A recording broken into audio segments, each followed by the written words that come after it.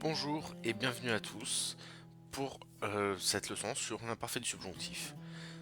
N'oubliez pas de me remercier en mettant un commentaire ou en cliquant sur le petit pouce qui se lève.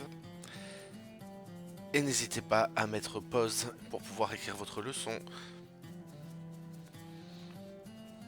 Alors nous allons commencer par la formation du subjonctif imparfait. Pour former le subjonctif imparfait, c'est assez simple. On utilise la troisième personne du pluriel du prétérit, mais il faut connaître le prétérit effectivement.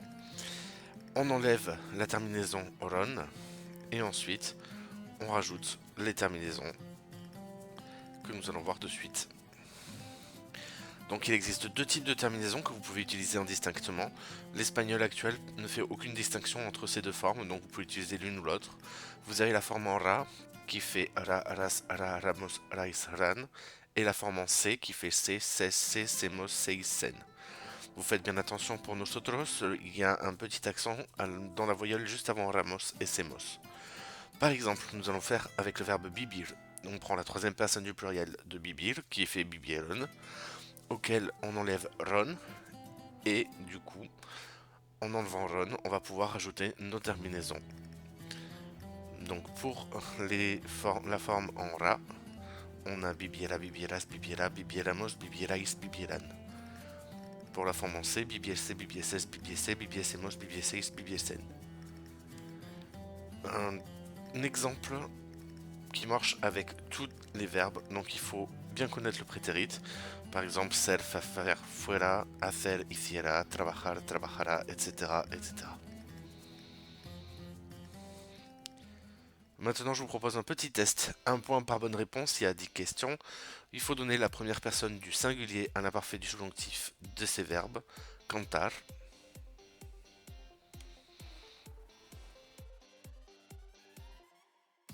qui fait cantara. Poner,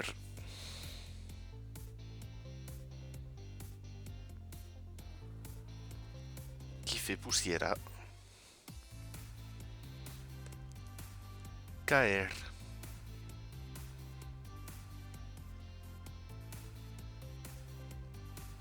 qui fait cayera. On n'oublie pas le Y. Decir,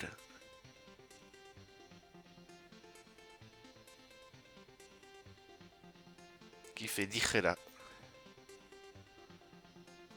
Llamarse,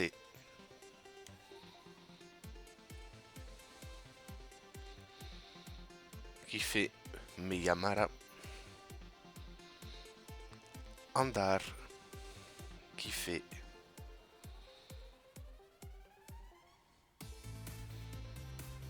anduviera. Servir, faites attention, c'est un verbe à affaiblissement.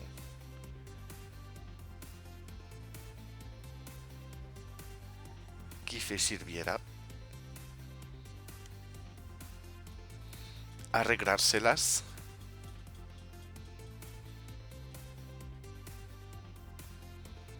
Qui fait me las arreglara.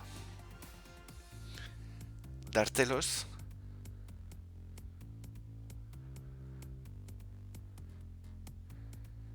Qui fait te los diera. Et morirse.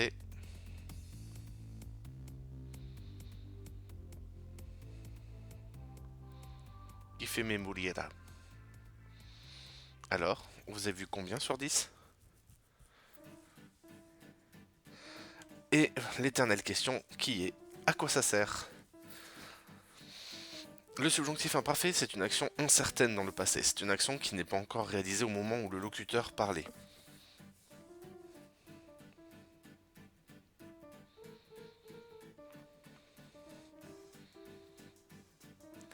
Le mieux, c'est de se faire une petite liste des structures grammaticales qui utilisent le subjonctif imparfait. La majorité de cette liste s'utilise avec le subjonctif présent dans un contexte présent. Donc quand le verbe à la principale exprime la volonté, l'ordre, le désir, le conseil, l'interdiction, on emploie qu'est plus du subjonctif. Donc faites attention, si le verbe à la principale est au présent, vous aurez du subjonctif présent, si c'est au prétérit, du subjonctif imparfait. Je vous laisse noter les verbes qui utilisent une structure avec du subjonctif.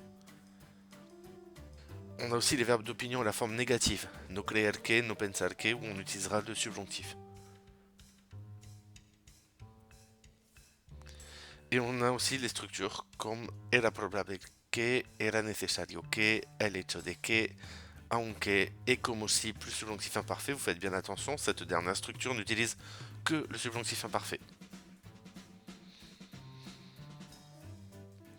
Donc je vous remercie de m'avoir écouté et on vous laissera des exercices bien évidemment.